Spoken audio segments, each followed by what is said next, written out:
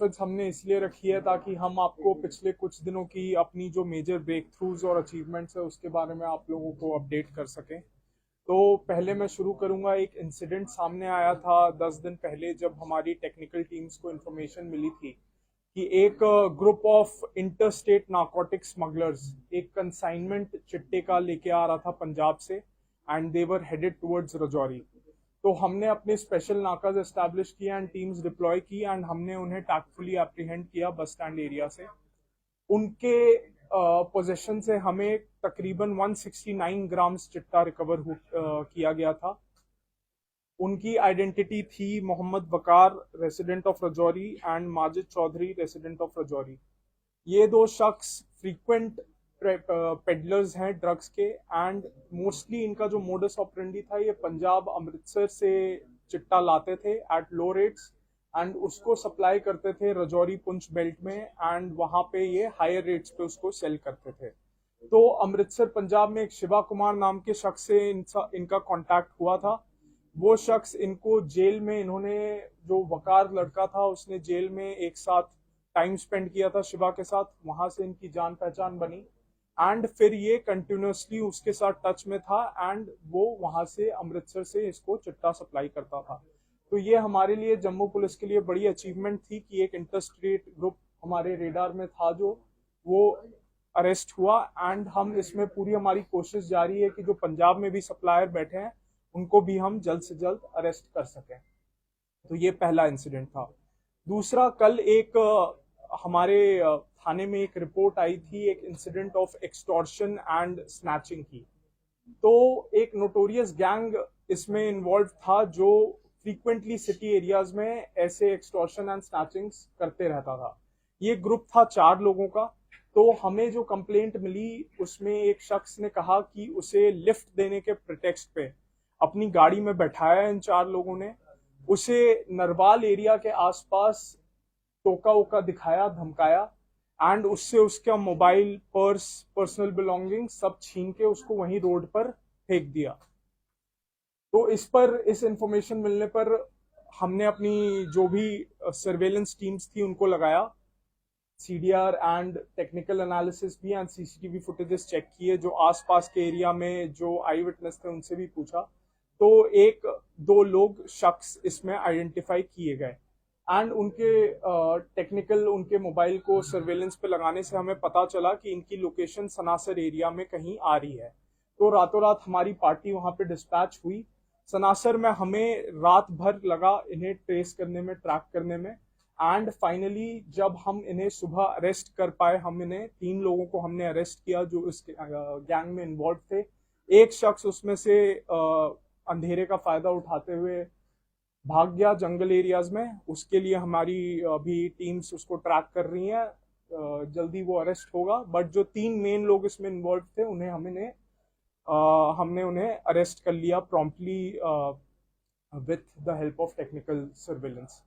तो इसके अलावा एक और इंसिडेंट सामने आया था कुछ दिनों पहले, जहां पे एक एटीएम स्वैपिंग एंड फ्रॉड का केस सामने आया था।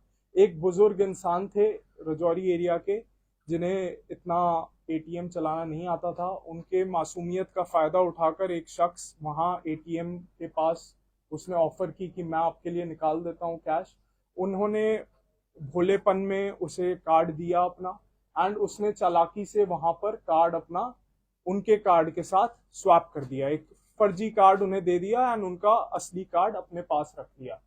और फिर उसने उनके अकाउंट से तकरीबन 20,000 रुपए विड्रॉ किए विद द हेल्प ऑफ एक और इसमें शख्स इन्वॉल्व था, नॉन लोकल, जो कि एक पेट्रोल पंप में पास ही बस स्टैंड एरिया में काम करता था।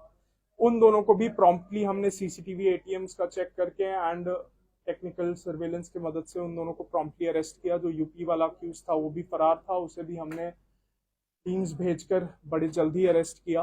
तो जो ये इंसिडेंट सामने आए हैं इसमें मैं एक हिदायत देना चाहता हूँ जनरल जम्मू की पब्लिक को कि फ्रॉड्स, क्योंकि आजकल सोशल मीडिया, मोबाइल फोन का जमाना है, तो फ्रॉड करना भी आसान हो गया एंड फ्रॉड करने के तरीके भी बड़े सारे बढ़ गए हैं।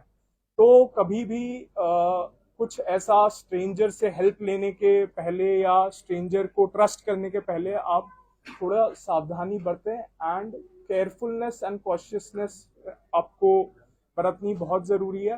बाकी हम बीइंग पुलिस ऑफिसर्स, हमारा काम है कि किसी भी कंप्लेंट या किसी भी ऐसा इंसिडेंट जो सामने आता है उस पर हम प्रॉम्प्टली एक्ट करें।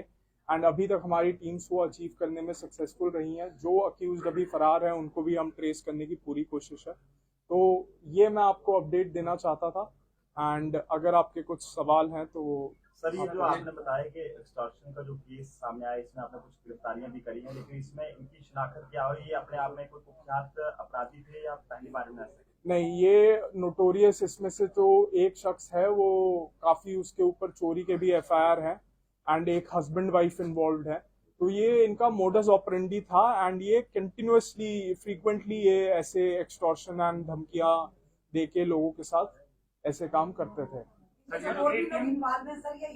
अभी तक ये चार मेंबर्स ही इन्वॉल्व है, जिनमें से मैंने कहा 3 अरेस्टेड हैं एंड एक और की अभी तलाश जारी है। एटीएम्स को लेके फ्रॉड लगातार हो रहे हैं, तो उन एजेंसीज पे भी तो कार्रवाई होनी चाहिए, क्योंकि सिक्योरिटी गार्ड्स होने के बावजूद उनके सिक्योरिटी गार्ड्स वहां पे नहीं होते, इसके चलते बुजुर्ग जो है इसका शिकार होते हैं।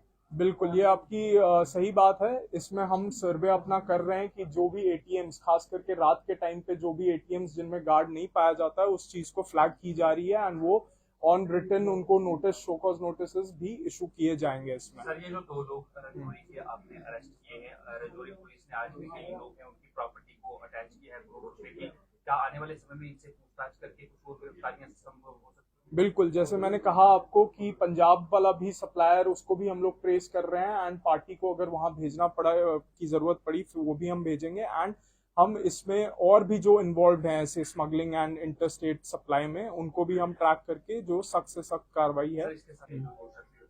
क्या ये राजौरी पुंछ इलाके से पंजाब में सप्लाई करते थे या फिर पंजाब से? ये पंजाब से लेकर के लो रेट्स पे पंजाब से लाते थे एंड सप्लाई करते थे रजौरी पुंछ बेल्ट में एट हायर रेट्स। सर, कितना चैलेंजिंग रहता है आपको ऐसे लोगों को पकड़ना या ऐसे लोगों पर शिकंजा कसना?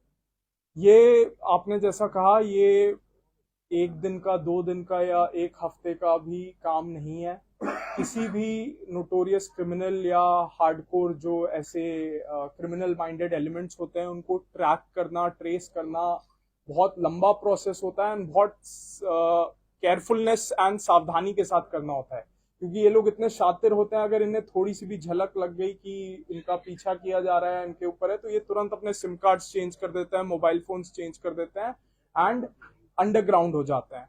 तो इस चीज में हमें बहुत मेहनत करनी पड़ती है एंड नो डाउट जो इसमें हार्डवर्क जाता है वो उतना सामने नहीं आता, लेकिन क्रेडिट गोज टू द जो टीम्स, इसमें टेक्निकल टीम्स जो मेहनत करके इनको ट्रैक करती हैं। सर, एक चीज बताइए मुझे, बस स्टैंड है, बस स्टैंड में रात को यहाँ से प्राइवेट बसेस बहुत चलती है, स्लीपर्स वगैरह कुछ। अगर हम महीने पहले की बात करें तो गांधीनगर से एक लड़की को पकड़ा गया था, स्लीपर बस से चंडीगढ़ जा रही थी, बस स्टैंड से निकली थी।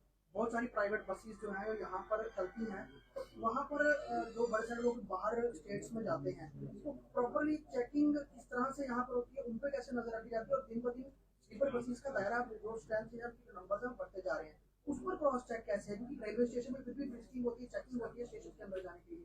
यहाँ पर बसेज आती है, लोग सीधा बैठ कर चले जाते हैं और आ भी जाते हैं। उसको लेकर बस स्टैंड पुलिस और या फिर नॉर्थ जम्मू पुलिस जो है वो क्या कर रही है? देखिए, आपने सही कहा, ये जो बस स्टैंड वाला एरिया है, यहाँ पे फ्लोटिंग पॉपुलेशन बहुत ज्यादा है। ऑल ओवर जम्मू कश्मीर से यहाँ पे फ्लोटिंग, मतलब through out the day I think हजारों लाखों की तादाद में यहाँ पर पॉपुलेशन मूव करती है।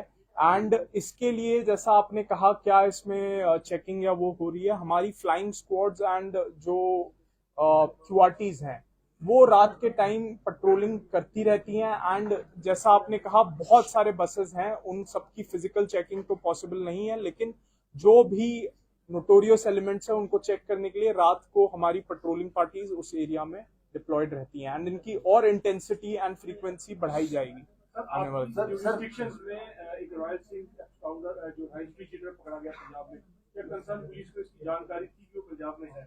और पंजाब पुलिस ने आपसे कोई टच में किया, आपको कोई इंटीमेट किया और आपसे कोई हेल्प मांगी है पंजाब पुलिस ने इस बारे में? हमें ये इन्फॉर्मेशन थी कि रॉयल सिंह हमारे एरिया से फरार हो चुका है एंड पंजाब पुलिस के साथ, जैसा आपने कहा, उसे गिरफ्तार किया गया है एंड हम उनके साथ टच में हैं कि अगर उन्हें कोई भी हमारे से ज़रूरत हो, एंड हम उनसे भी इंफॉर्मेशन ले रहे हैं कि एग्जैक्टली किस केस में क्या इसकी इन्वॉल्वमेंट थी एंड कोई अगर जम्मू का भी शख्स इसमें इन्वॉल्व है तो उस पर भी हम कार्रवाई सर करेंगे। मैं बस स्टैंड की बात करूंगा, हाल ही में इस डीएसपी जी की डेथ हुई एक्सीडेंट की वजह से, लेकिन फुटेज इतनी क्लियर नहीं दिख पाई कि क्या किसी ने हिट किया, क्या वहां पर लैक ऑफ कैमरास है या फिर जम्मू स्मार्ट सिटी के कैमरे इतने वर्क ही नहीं कर रहे, इस वजह से जो है समय रहते वहां पर अगर क्रिमिनल्स को पकड़ा जा सके। भी यहाँ पर फुटफॉल काफी ज्यादा है।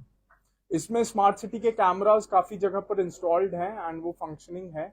एंड जैसा मैं पहले भी कह चुका हूँ, हमारी जो मीटिंग्स, पब्लिक मीटिंग्स हुई हैं, कि हमें जो भी मार्केट एसोसिएशंस हैं उनको अगर पूल करके वो कैमरा इंस्टॉल करने की कोशिश करें। जैसे कई बार होता है कि एक शॉपकीपर हो सकता है अफोर्ड नहीं कर पाए कैमराज इंस्टॉल करना, लेकिन एक सेट अगर 10, 15, 20 भी शॉपकीपर्स मिलकर कैमरा लगाएं, that will be very economical and affordable, and वो इन जनरल जो sense of security and sense of वो है पब्लिक के लिए भी वो हेल्पफुल है एंड पुलिस के लिए भी। सर काफी समय से पुलिस के कैमरा शहर के अंदर बंद है।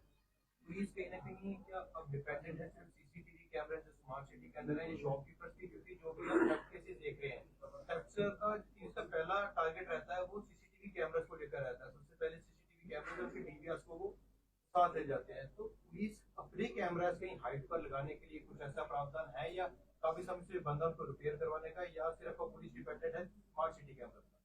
नहीं, इसमें जैसा आपने कहा कि जो भी पुलिस के प्रोजेक्ट्स इस पे चल रहे हैं कैमरा इंस्टॉलेशन के, एंड इस पे मैं आपको एग्जैक्ट अपडेट नहीं दे सकता हूं, लेकिन I am sure higher levels पे चल रहा है। सर लोग तो आप अवेयरनेस कैंप लगा रहे हैं, लोगों को अवेयर कर रहे हैं कि अगर कोई नशा तस्कर है या कोई चोर है उसकी जानकारी आप पुलिस को दें, तो उस सब चीजों से आपको किस तरह का सहयोग जनता से मिल रहा है और वो कितना लाभदायक रहता है इस तरह के लोगों को? देखिए, जनता थोड़ा जो हेजिटेशन होता है वो डेफिनेटली किसी को भी रहता है, लेकिन आई थिंक पिछले कुछ महीनों में हमें बहुत सारी रिलायबल इंफॉर्मेशन मिली है पब्लिक से। जो भी मोस्टली हमारे एनडीपीएस केसेस लगे हैं वो पब्लिक इंफॉर्मेशन की वजह से ही लगे हैं। तो नो डाउट पब्लिक की हेजिटेशन इसमें कम हुई है एंड पब्लिक को भी लगा है कि पुलिस प्रॉम्प्टली एक्ट करती है, इंफॉर्मेशन अगर मिलती है उन्हें तो पब्लिक से आगे भी मेरी आपके माध्यम से यही मेरा अनुरोध है कि जब भी ऐसी कोई इंफॉर्मेशन मिले, ना कि ड्रग्स या किसी की कोई भी ऐसे इलीगल एक्टिविटी या कोई भी क्रिमिनल माइंडेड एलिमेंट अगर है, तो तुरंत बेझिझक पुलिस को बताएं। थ्रू थाने आने की भी जरूरत नहीं है, आजकल सबके contact numbers are available, and बस वो अनोनिमिटी हम गारंटी देते हैं कि उनकी इंफॉर्मेशन कहीं मतलब उनकी आइडेंटिटी बाहर नहीं आएगी, but they have to trust and क्या कहते हैं प्रॉम्प्टली इंफॉर्मेशन उन्हें देने की जरूरत है। जिस तरह से आपने कहा कि बस स्टैंड का एरिया बड़ा एक सेंसिटिव भी हम कहेंगे एरिया की, हर तरह के लोग अलग अलग से जगहों से यहाँ पर आते हैं, इतना मतलब जानकारी नहीं हो पाएगी कौन किस बहरूपिया बनकर आए, कौन ड्रग का तस्कर हो। लेकिन आपको नहीं लगता कि जो यहाँ के दुकानदार है खास करके जो जितनी भी एस्टेब्लिशमेंट खोली है उनके साथ मिलकर कहीं ना कहीं आप एक कम्युनिकेशन हो, ताकि आने वाले समय में वो निश्चित यानी कि बिना फिकर आपको कोई भी जानकारी आप तक ला सके, क्योंकि लोग डरते हैं सर। नहीं, बिल्कुल कार्रवाई में ना पड़ जाए। आपने बिल्कुल सही कहा। पुलिस एंड पब्लिक का कम्युनिकेशन एंड कोऑर्डिनेशन बहुत ज्यादा जरूरी है, एंड हम आने वाले दिनों में सारे जो भी मार्केट एसोसिएशन, प्रोमिनेंट सिटीजन्स या जो भी एमिनेंट ग्रुप्स हैं उन सबके साथ फ्रीक्वेंट मीटिंग्स करेंगे, एंड ताकि हमें भी पता चले उनके क्या ग्रीवेंस है एंड हम भी उनको क्या कहते हैं ऑन बोर्ड ले सकें। सर क्या वजह है कि अभी तक सिर्फ छोटे छोटे नशा तस्करी पकड़े गए, किंगपिन अभी तक हाथ नहीं आया?